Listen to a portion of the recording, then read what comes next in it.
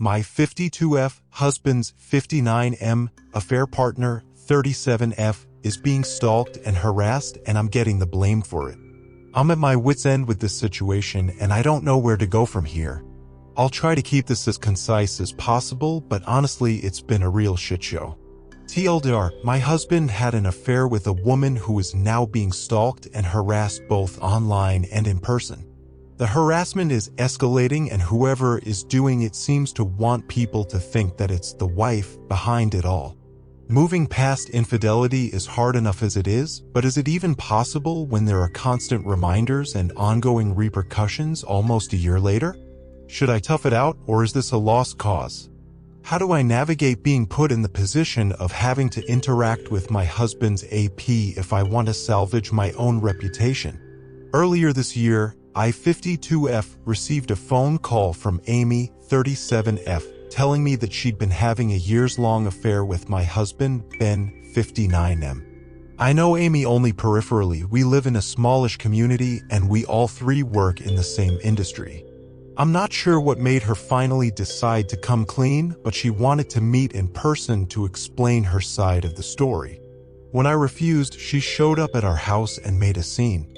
I won't get into all the sordid details, but the immediate aftermath was horrendous. Ben and I are currently in therapy, and while we are still together, our future is uncertain at this point. As if the humiliation of being cheated on wasn't enough, Amy went public about the affair on social media, making numerous video updates about her side of the story. She has a fair number of followers on a few different platforms. We also know people in common, so this all circulated quickly around town. Amy claimed that she was protecting the community, saying that Ben was a predator who used his position to take advantage of her, though she maintains the relationship was completely consensual. To be clear, we are relatively prominent figures where we live and we own a successful business together. Amy described herself as a vulnerable, insecure woman who was swept away by a charming older man working in an industry she was trying to get ahead in. He strung her along, told her he loved her, and played on her emotions. According to Ben, they hooked up a handful of times over the past 3 years, usually when they found themselves at an event together without me. He insists there was no emotional involvement and that he had been trying to distance himself from her at the time she contacted me. I still don't know which of these narratives is closest to the truth, and I probably never will.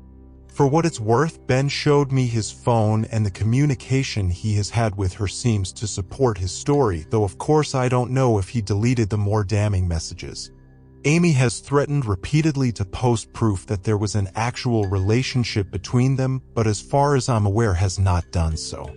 I know how this all sounds and how it makes me look staying in this marriage, and I can admit now that I initially directed my anger at Amy and downplayed Ben's involvement. But with everything that's happened since, I feel like I'm completely unable to parse my emotions about all this. After a flurry of scandal, people eventually lost interest in our dirty laundry and Ben, and I started the long process of deciding how to move forward. I blocked Amy everywhere, so I was not tempted to check in on her. Then about 3 months ago, I suddenly received a barrage of notifications and direct messages on social media. I was horrified to see that they were from people I didn't know, accusing me of being behind a troll account that was viciously publicly attacking Amy online, making comments to the effect of her being a slut, a liar, a homewrecker, not welcome in our town. This person had also combed through my social media and was posting pictures of me and Ben. I recruited a close friend to look into things, since I just wasn't up to it myself, and Ben is pretty illiterate when it comes to social media. This friend went back though Amy's posts, and apparently she has continued making regular videos updates about the affair and its fallout. According to these, someone has been stalking and harassing her since she went public about it. It started with nasty anonymous text messages saying essentially she'd be run out of town. She posted screenshots of these and said in a video she suspected they were from me. Someone also hand-delivered a threatening letter directly to her mailbox. All signs pointed to this being someone local who had both her phone number and home address, and not just a random online troll with too much time on their hands. My friend also let me know that the troll account that was ostensibly me went quiet after 2 or 3 days, and that Amy had chastised the people who went after me, saying she didn't think it was me doing this. Things seemed to die down again, and I tried to move on. A few weeks after all this, Ben and I received a message from Amy's employer regarding some emails he'd been sent. These were all from an anonymous sender, but there were hints that I was behind them. The email address contained Ben's and my initials, and the sender's name was my own first name. The gist of it was that certain unnamed influential people in the community were concerned about him employing Amy. The sender asked him to consider the business implications of having a prostitute working for him. There were several sexually suggestive / semi-nude pictures of Amy attached, which turned out to be pictures she had posted openly on an NSFW social media account. We assured her boss that this had nothing to do with us and that we weren't interested in jeopardizing her employment. We also made the decision to reach out to Amy, and she seemed grateful to hear from us. We wanted her to know this had nothing to do with us and told her that we'd be willing to help if there was anything we could do.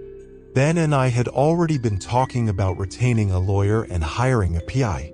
Amy asked if we would write a statement that she could post on social media saying that we did not condone this behavior, that we supported her as a member of the community, and that we wanted the person behind it to stop immediately. It struck me as an odd request, but it seemed harmless enough if it would help. Then Amy suggested that we all meet for dinner to figure out the details and to finally clear the air between us. I shut that down immediately. I assume she's looking for closure or forgiveness or something along those lines, and I am not at all interested in that. I'm sorry for what she's going through, but I don't like this woman and I never will. I'm looking for any advice on how to proceed. Obviously, we are going to be pursuing this through legal channels, and if anyone has had a similar experience and has advice to share on that front, I'd love to hear it. But in terms of my relationship, I'm furious at Ben for putting me in this situation. Originally, I felt strongly that I wanted to try to save my marriage, and this all has me wanting to just walk away. However, I don't want to give some crazy stalker the satisfaction of making that decision for me, and honestly, how do I know if divorcing Ben will even allow me to extricate myself from this situation? How can I reasonably move forward when this person is keeping us trapped in the past? How much support do we owe to Amy? I do not like her one bit, but I don't think she deserves this treatment by a long shot, and it seems more and more like she might be in actual danger. Besides the break-in, there was also an incident where she was followed by a van with darkened windows. We certainly have more resources available to us than she does, but I feel like every time she has an opening, she uses it to try to insert herself into our lives. She says in her videos that she still loves Ben despite all of this. If this marriage, or even just my sanity, is going to survive, I feel there can't be any further communication with her. Does keeping her at arm's length make me look culpable for the harassment? And since Amy is the one with all the evidence, how we can investigate it on our end without her cooperation?